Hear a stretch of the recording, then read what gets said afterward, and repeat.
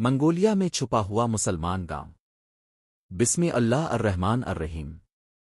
السلام علیکم دوستو، ذرا یہ منظر تصور کیجئے۔ دور تک پھیلے ہوئے خاموش میدان، سنسان پہاڑ اور منگولیا کی وہ وسیع سرزمین جہاں صدیوں سے بدھ مت کے ماننے والوں کی اکثریت آباد ہے، جہاں بدھ کے مجسمے، خانقاہیں اور عبادت گاہیں اس ملک کی پہچان سمجھی جاتی ہے۔ لیکن اسی غیر مسلم اکثریتی ملک کے دل میں ایک ایسا راز بھی پوشیدہ ہے جسے جان کر دنیا حیران رہ جاتی ہے۔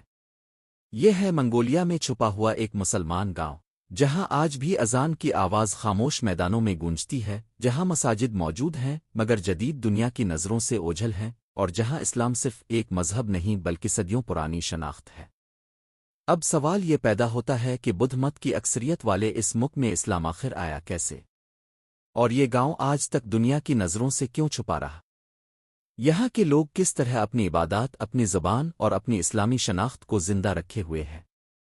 دوستو، منگولیا مشرقی ایشیا میں واقع ایک وسیع ملک ہے جو چین اور روس کے درمیان پھیلا ہوا ہے۔ رقبے کے لحاظ سے یہ دنیا کے بڑے ممالک میں شمار ہوتا ہے، مگر اس کی آبادی بہت کم اور دور دور تک منتشر ہے۔ لامتناہی سبز میدان، برف پوش پہاڑ اور خاموش چراگاہیں اس ملک کی خوبصورتی ہے۔ ہاہے بدھ مت سب سے بڑا مذہب ہے، مگر حیرت کی بات یہ ہے کہ ایک ایسے ملک میں جہاں کبھی چنگیز خان جیسے طاقتور حکمران کی حکومت رہی، وہاں آج بھی اسلام زندہ ہے۔ اسلام کی آمد منگولیا میں کسی عام تبلیغی سفر کا نتیجہ نہیں تھی، بلکہ تاریخ کے ہنگامہ خیز دور کا اثر تھا۔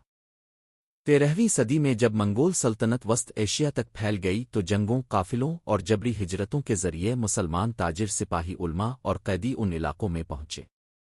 آہستہ آہستہ اسلام نے خاموشی سے دلوں میں جگہ بنانی شروع کی۔ منگولا کے مغربی حصے میں ایک علاقہ ہے جسے بیان اولگی کہا جاتا ہے۔ یہ وہ خطہ ہے جہاں قازق نسل کے مسلمان صدیوں سے آباد ہیں۔ یہاں آج بھی اذان کی آواز گونجتی ہے، مساجد آباد ہیں اور اسلامی شناخت روزمرہ زندگی کا حصہ ہے۔ مسلمان اپنی زبان، لباس اور ثقافت کو آج تک محفوظ رکھے ہوئے ہیں۔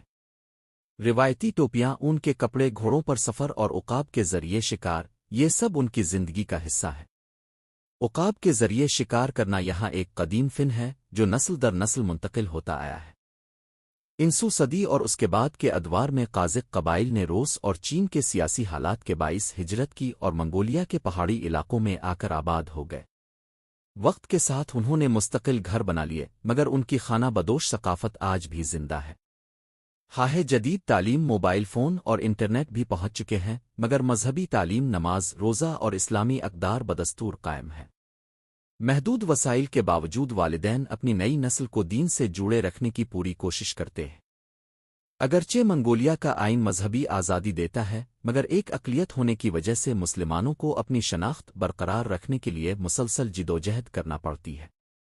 اس کے باوجود وہ صبر اور استقامت کے ساتھ اپنی روایات اور ایمان کو زندہ رکھے ہوئے ہیں۔ یہ چھوٹا سا مسلمان گاؤں ہمیں یاد دلاتا ہے کہ ایمان کی طاقت اور ثابت قدمی انسان کو ہر مشکل میں دین سے جوڑے رکھ سکتی ہے۔